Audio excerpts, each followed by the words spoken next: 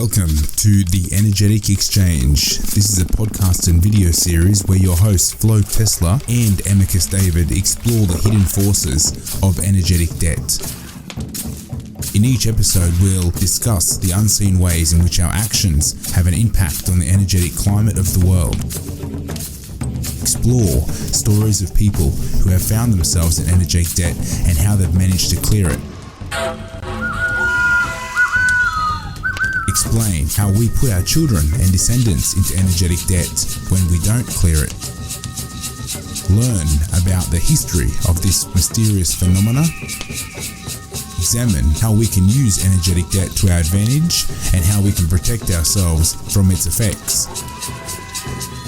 Join us as we unravel the mysteries of energetic debt and discover the power it has to shape our lives. Hello, everyone, and welcome to the Energetic Exchange course, podcast, series. Depending on where you found us, it might have a different name. I am Flo Tesla, and this is Amicus David. Hey, Amicus here. And today we're going to talk about energetic exchange. So what is the energetic exchange and how are we accepting and creating energetic debt without knowing it? So the first thing we're going to do is cover the history of energetic debt. And right below this video, what I'm about to say will also be in written content. And so I will be reading it and then we will be discussing it. So, history of energetic debt. The concept of energetic debt has been around for centuries and is found in a variety of spiritual and religious traditions. In some traditions, it is believed that our actions, good and bad, can create energetic debt that must be repaid in some form. In other traditions, it is believed that our actions create a kind of spiritual contract in which we must pay back the energy we take in some form. Regardless of the tradition, the concept of energetic debt is rooted in the idea that our actions have an energetic effect on the world around us. And that is important to be mindful of the energy we exchange with others. So there's a lot to unpack here, Amicus. Takes two to tango to start with. But there's also the other creations we create in our mind of who owes who what and how I should be and how I expect myself to be. So, there's a lot of layers within yourself as well. Yeah, absolutely. And I think it's important to also mention, like you said, our contract and the balance of our thoughts and what we think about another person and really things that are unspoken. So a lot of times people will say, I'm doing this out of the kindness of my heart. But then later on, when the relationship falls apart, they say, I did so much for you. How could you treat me this way? That is when you know an energetic debt has been created. And we consented to it because we consented to receiving the help or the whatever it may be that we received in that exchange, but we were actually not fully aware of what the other person was expecting. Yeah, that's the thing. I think we walk into it without knowing, or we just don't put the same value on it as other people. It's really hard because we don't know what's in their head. We're really processing what our perspective is. So we are, essentially naive or sometimes just oblivious to the whole arrangement until it's too late. And then, the hairs stand up and you're like, what have I got myself into? This person's nuts. Yep, absolutely. And I think that also comes down, in the extreme form of what we're talking about here is the narcissist and empath relationship where there's not a lot of things are spoken, but a lot of things are underlying and you can feel the energy of another person. Like their words do not match their actions.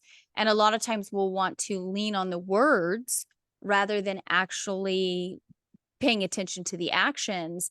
And then once everything kind of comes to a head, you realize the actions were the actual contract that we were getting ourselves into. That's right. I think in this process too, we have to trust ourselves because sometimes you're like, but they said this, but in my gut, I knew something wasn't right.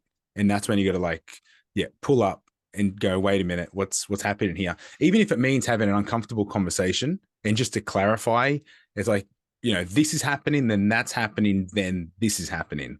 I mean, it's easier said than done. But the pain that can come of it, I mean, of course, you don't want to go into an arrangement that you're unaware of, but always afterwards, it would have just been easy just to clear up what's happening. Yes, 100%. And I actually have a story that happened in my personal life that I can share to kind of highlight this. So when my husband and I first got married, my sister-in-law, my husband's sister, gave us a vehicle. And she said, no strings attached. And my husband kept saying, that's not how she is. And I said, well, this is what she said, right? Because my husband and I got married after 7 days. 7 days after our first date, we were married. So this is my sister-in-law, but I really don't know her. And I told him, I said, you know what? She's giving this to us. I'm not going to assume that she's going to want something later on. Okay. Yeah. Well, what ended up happening was we had another child and the car no longer fit us. So we needed to get another car because we needed another seat. That was the whole reason she gave us this vehicle, was because the first child we had, the car we had, we needed another seat. So the car she gave us provided that. Well, once we were having another child and we were needing to get rid of this car, I gave that vehicle to my dad.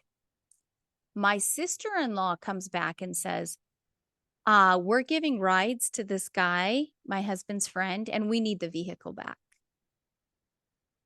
And because I didn't understand the energetic exchange of it, I felt obligated to give her that vehicle back.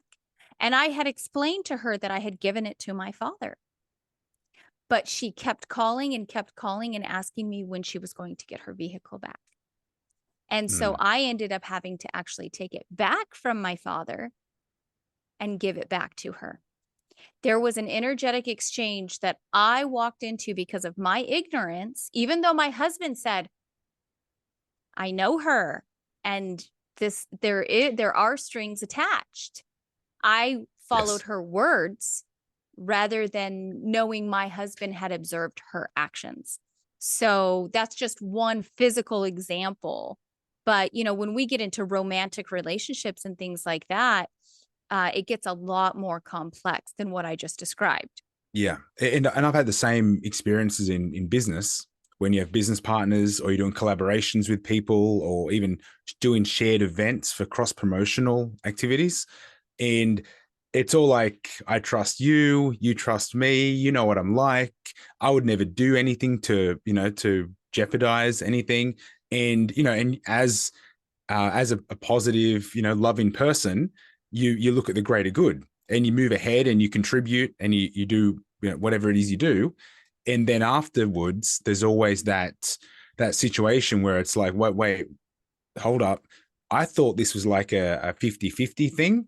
It's like, oh yeah, but, and then we come in with, well, it was my idea, which was, not documented, no contracts in place, like actual physical paper contracts where you stipulate all the A's and B's. And then you find yourself in trouble because the last thing you want to do is have this, not an argument, but, you don't need to discuss things that were already established. It was just, again, the words, are open to different interpretation. And that's the issue. You're absolutely correct. That's absolutely correct. And what I should have done was, like in my situation, I should have said, are you going to want this vehicle back at some point? And that would have cleared it up and prevented her from actually coming back and getting that vehicle, because I would have closed that contract. But I left that contract open for her to come back and say, I want the vehicle back. She still felt ownership of the vehicle, even though we had had it already a year. So it was, and like with your situation, there was a lot, because I'm aware of your situation. I was kind of involved in at least one of those situations for your business. There was a lot that should have been said that was not. You allowed this person to really cross boundaries many times without actually saying, having, like you said, the uncomfortable conversation of going, okay, wait a minute here. You're Yeah. alluding to these things. You kind of let those illusions in the mind of the other person kind of exist. And then Yes. later on, it kind of came forward. It's the classic give them an inch, they take a mile situation. And the thing is, whether it's conscious or not conscious, people that do this, they know what they're doing. Yes. Like there's at some level they realize I'm leaving this door open, I'm leaving this window open, and there's so they can always get back in and Yes. do whatever it is they have to do, because it is narcissistic behavior most of the time, Yeah. and it's about control. It is. So there's a manipulation of the arrangement, knowing that they'll come back. And in that particular case that you're talking about, it was a business deal, and where it was interesting was this particular person was not willing to sign a contract. So I remember that, and you are absolutely correct, and that is intentional. Absolutely. Because, you write it, you regret it, you say it, you forget it. That's it. And That's that's really appropriate in this situation. And those are the kind of things that really get us into energetic debt, because we were there, we did have good intentions on following through. When these things kind of fall through the cracks, we're kind of left going, okay, I just wanted a partnership. I don't want any animosity. I don't want an enemy. Whatever you want here, have it. And it also comes back to vampirism, right? So it really comes down to balance. At the end of the day, you can say, you know what? No, I gave you that for that, and not accepting things without giving some kind of exchange. That's what it really comes down to at the end of the day. there's always an exchange. There's always an exchange. Nothing is free, and that is absolutely correct. Even if it comes down to loyalty, some kind of expectation, control. I mean, there is always something. There is an exchange. And when someone's willing to give you something for free, you really have to think about what exchange you're actually making.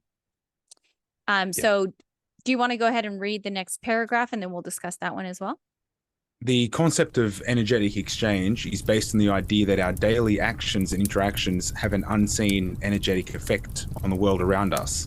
Every action we take, every choice we make, has a ripple effect that can be felt far beyond our immediate scope of awareness. Every interaction with another person or object creates energetic debt, which can manifest in many forms. It can be physical, emotional, or spiritual in nature, and can have a lasting impact on our lives.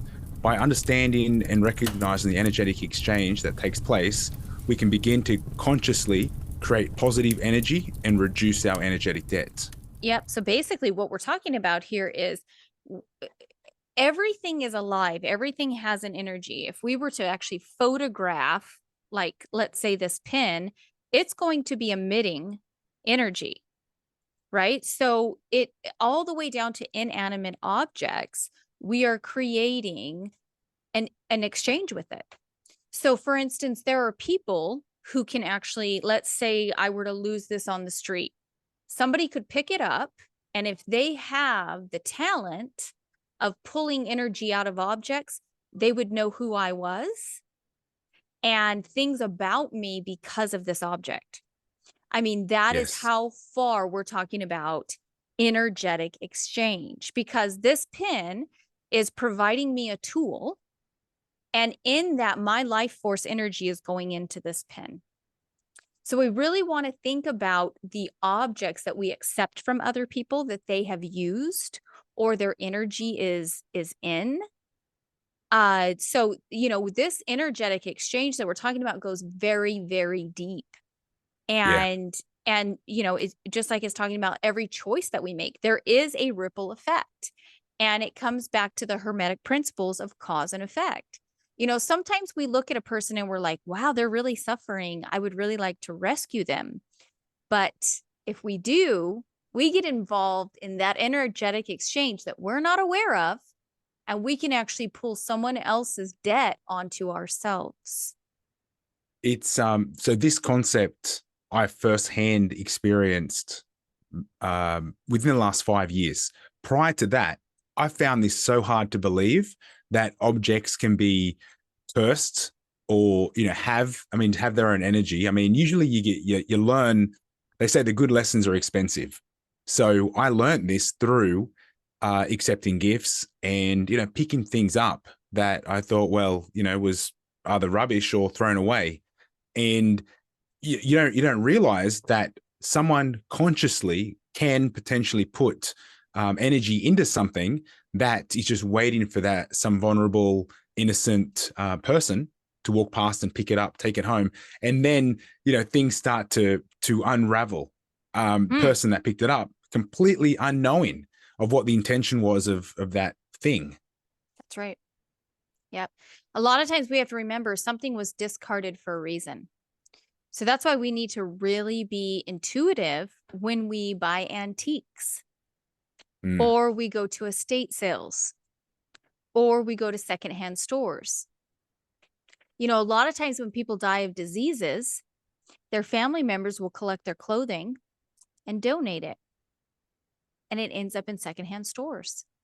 And I'm not talking about germs. I'm not talking about pathogens. I'm talking about energetic thought forms that are embedded in the clothing from somebody's body that was out of balance.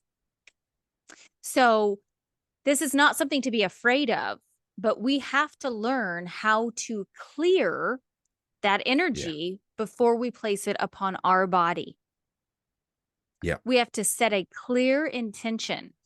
I know I read a lot of books, and in one of my books, this lady she was getting a massage or something. She was in some kind of place, and she had to put on some shoes that were already there. And she put these shoes on, and she could tell they were older ladies' shoes. And she was only going to be wearing them for a few minutes or whatever. And all of a sudden, she thinks to herself, oh my gosh, I hope I took my Miralax this morning. She doesn't take Miralax. And that's when she realized it was the shoes that someone had been wearing. Those thoughts were actually coming through her mind. Yeah. Yeah. That's the thing. I think some people are more susceptible to it. I'm well aware of people that go, it doesn't exist. It's not real. It's only real because you believe in it. But when I first came across it, it was spooky. I can't say that I was scared, but it definitely surprised me because it was at the same time that I realized evil actually exists, and it's all in the intentions of people. So I'm thinking there was quite a lot entering my new awareness, and then but it didn't take very long for me to realize, okay, I'm powerful as well. I can actively cleanse and clear, and I trust myself. I feel the energy with objects. Some things are for me, some things aren't. I can leave it. It doesn't. I don't feel obligated to take gifts anymore. Where before it was like, you can't not take a gift because that's rude. And it's like, wait a minute, this is me. I can do whatever I want. That's right. That's right.